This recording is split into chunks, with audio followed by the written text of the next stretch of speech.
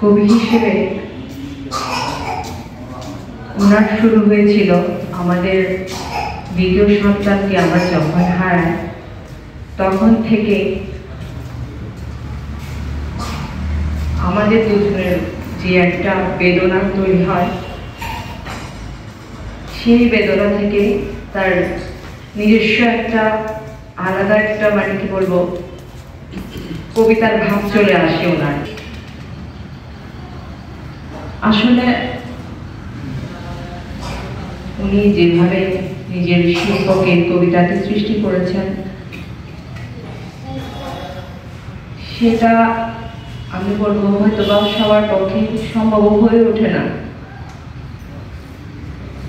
প্রতিনিয়ত একটা চিন্তা ভাবনার মনে নিজেকে রেখে যেভাবে উনি কবিতা লিখতেন, উনি কিন্তু প্রচুর সময় দিয়েছেন কবিতা লিখতে, কবিতার ভাব উনি নিয়ে আসার জন্য। আমি কখনো ওনাকে বাধা দিইনি, যে কোনো কাজে হচ্ছে ওনাকে উৎসাহ দিয়ে গিয়েছি। কারণ সন্তান হারানোর বেদনা প্রতিটি বাবা মায়ের এটা আসলে খুবই দুঃখজনক একটা ঘটনা, যেটা কখনো কল্পনা নয়। আমার ছেলের বয়স তখন মাত্র 1 বছর 17 মাস। খুবই একটা বলবো আদরের ছিল। তো আমরা কখনো আসলে দুজনে ভুলতে পারিনি সেই বেদনাটা। তখন থেকে যে লেখা শুরু করেছে তার ৬৬ পর্যন্ত মৃত্যু কাল পর্যন্ত লিখে গেছেন।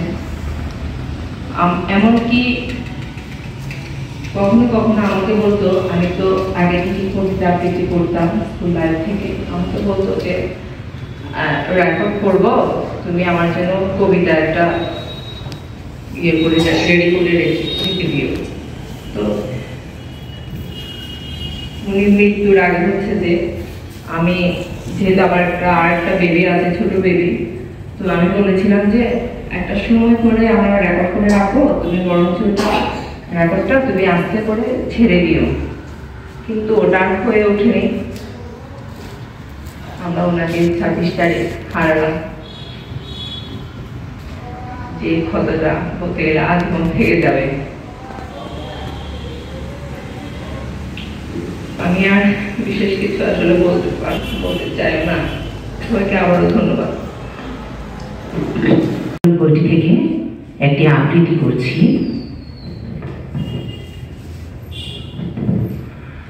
আত্মচিৎকার। আকাশে কালো মেঘ ভাসছে, দূষিত বাতাসের সাথে ভাসছে পাহাড়ের কোল থেকে হারানো ছেলের লাশের গন্ধ। হারানোর আত্মচিৎকার, আত্মদহন, গুমড়ে উঠছে ক্রন্দন। বৃক্ষের ডালপালা অস্থির, প্রকৃতির রুদ্র ঝড়ের পাতা দিয়ে যায়, পাহাড়ে নীরবে কাঁদে, দিচ্ছে ধ্বংসের হুমকি। পাহাড়ের রন্ধ্রে রন্ধ্রে হতাশার চাপ, পটকা গাছরা করছে স্বর্গ বসবাস।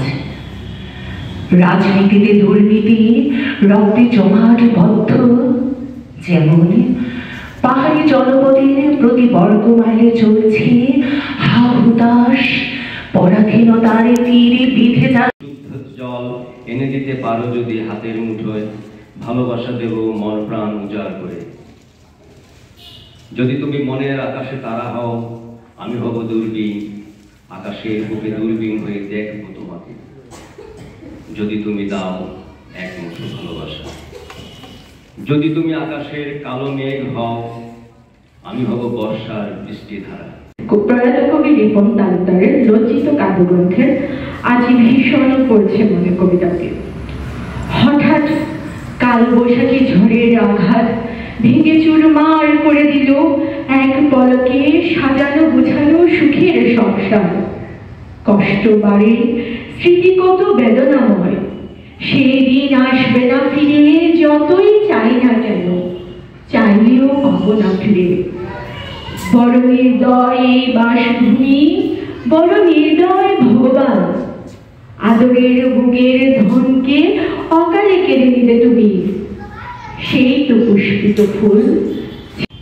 চিটাগং হিলফ্যাক্ট রাইটার্স ইউনিয়ন কর্তৃক আয়োজিত আমাদের প্রাণপ্রিয় বন্ধু প্রয়াত কবি রিপন তালুকদারের স্মরণ সভায় আমি আসতে পেরে নিজেকে খুবই গর্বিত মনে করছি। আসলে আমাদের বন্ধুরা ওই যে শুভরঞ্জন, অরুণ, ওরাও আসতে চেয়েছিল, চাকরির কারণে আসতে পারেন। স্বল্প পরিসরে আমিও এসেছি। আসলে আমরা একসাথে লেখাপড়া করেছি নানিয়ারচরে। আমাদের বন্ধুদের মধ্যে সবচেয়ে এনার্জেটিক এবং চির যৌবনা যাকে বলে আমরা বলতাম আর কি, বন্ধুরা ওকেই বলতাম। কারণ ওর মধ্যে কখনো কোনো ধরনের রোগও আমি দেখি নাই এই পর্যন্ত। প্রায় সময় আমার সাথে ভিডিও কলে কথা হতো, এমনিতে এখানে আসলে দেখা হতো, ওদের বাসায়ও গিয়েছে অনেকবার, ওরাও এসেছে। আসলে আগে আমাদের একটা বদ্ধমূল ধারণা ছিল যে কি, মানে আমরা যখন শারীরিকভাবে চিকন হয় মনে হয় যে আমাদের কোলেস্ট্রল নাই। আসলে কথাটা মিথ্যা। আমি আমার বন্ধুকে যখন আমি 2021 সালে হার্ট অ্যাটাক করি, আমার একটা বদভ্যাস ছিল, এটা আজকে সবার সামনে বলছি, মাফ করবেন সবাই। আমিও চেইন স্মোকার ছিলাম এক সময়। হার্ট অ্যাটাকের পরে ডাক্তার যখন আমাকে বুঝিয়ে বললো কি কারণে হার্ট অ্যাটাকটা হয়েছে এবং এটার একমাত্র সমস্যা হচ্ছে সিগারেট থেকে হয়েছে, হচ্ছে অত্যন্ত সিগারেট পান করতে হবে। তো উনি যখন আমাকে জিনিসটা বুঝিয়ে দিয়েছে, এরপর থেকে আমি আর কখনো সিগারেট আর খাইনি। এরপর আমার বন্ধুর সাথে যখন দেখা হয়েছে, তাকে আমি বললাম যে দোস্ত, এখন তো ও তো শুনতেছে, আজকে আমার কথা অবশ্যই শুনতেছে। ওকে আমি কিন্তু বলেছি যে দোস্ত, আমাকে তো ডাক্তার এভাবে বললো, আমি তো আগে বুঝে হোক না বুঝে হোক খেয়ে ফেলছি, এটা একটা বদভ্যাস। এখন ডাক্তার বলছে, আমি ছেড়ে দিয়েছি, এখন আমি ভালো আছি, ওষুধ খাচ্ছি। তো তুমিও তো বেশি চেইন স্মোকার, তুমিও তো বেশি সিগারেট পান করো, তো তুমিও যদি পারো দেখবে যে তোমারও মানে এটা এই অ্যাটাকটা কিন্তু বাঁচতে পারো।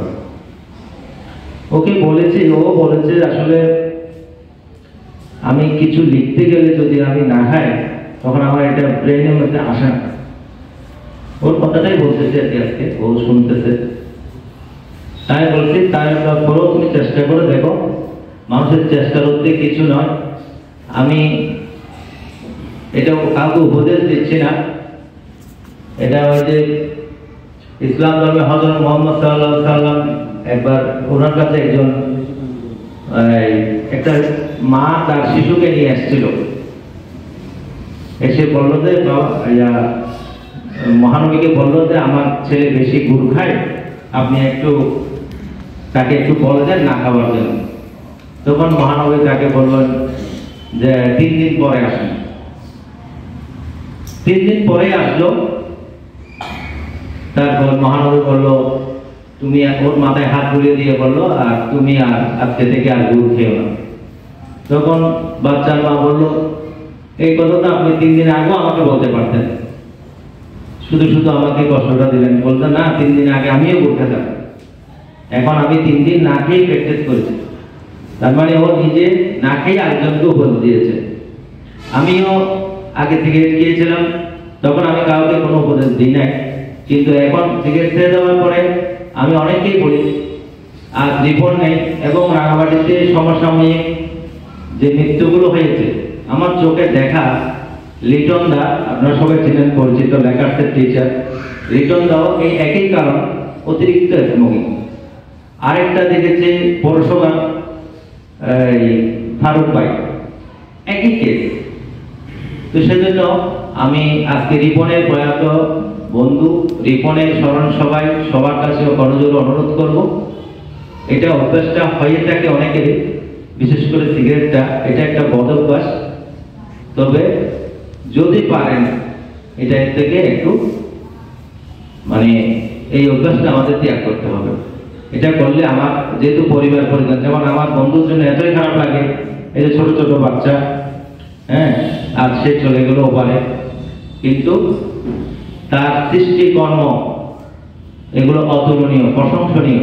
সবসময় আমরা যেমন 2020 সালে আমাদের 95 পেয়েছে, সবাই যখন পিকনিকে গিয়েছিলাম ওইখানে বসে সে একটা পোস্ট লিখেছিল, একটা কবিতা লিখেছিল, যদি আজ আমার সেটা মনে নেই, আমি ইয়াতে অনেক খুঁজেছিলাম আমাদের এই ফেসবুকের ইয়াতে, মানে খুঁজেছিলাম কিন্তু পাই নাই ওটা।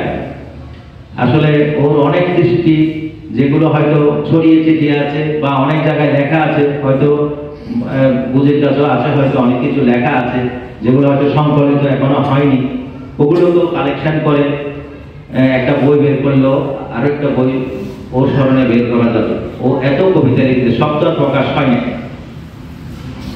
তো আমি এরই মাধ্যমে আরেকটা জিনিস, এই 5 দিন আগেও 26 তারিখের মানে 21 তারিখ রাতে মনে হয় আমি ওর সাথে ওর ফেসবুকে একটা কমেন্ট লিখেছিল, আমি লিখেছিলাম ওকে, দোস্ত জ্বর আসছিল 21 তারিখ নাকি, আমি বলছিলাম দোস্ত তুমি অবহেলা করবে না, অবশ্যই ভালো ডাক্তারের কাছে যাবে, দেখা করবে, ভালো ডাক্তারের পরামর্শ নেবে। বলছে শরীরটা চলছে না, অফিসে কিভাবে কালকে যাব, এরকম বলছিল। এগুলো ব্যথাগুলো আমি বুঝি, সেই জন্যই তাকে আমার বলা যে শরীর নিয়ে অবহেলা করবে না। তাই এখন তারই উদ্দেশ্যে তাকে বলেছিলাম, আজকে হয়তো সে যদি সেটা, সেও অবহেলা আছে আমার মনে হয় আর কি, আমার বন্ধু, আর কিছু মনে করবেন না। শ্রদ্ধেয় কবিরা, কবিরা একটু অবহেলা মানে কি, নিজের শরীরের প্রতি যত্ন নিতে হবে। আপনি কবিতা লেখেন, যাই করেন, সবারই নিজের শরীরের প্রতি যত্ন নিতে হবে। ওকে আমি বলেছি, কিন্তু 5 দিন আগেও বলেছি যে তুমি ভালো ডাক্তার দেখাও, কিন্তু সে হয় সম্ভবত সে দেখায়নি, দেখালে হয়তো আজকে এই দিন আসতো না। তো যাই হোক, আরেকটা জিনিস সবার কাছে আমার বিনম্র অনুরোধ থাকবে, সেটা হলো আমি প্রতি বছর এখন যেটা করি, একটা থাকা খাওয়ার পরে আর কি 2021 সালের পরে আমি প্রতি ডিসেম্বরে একবার মেডিকেল চেক আপ করি।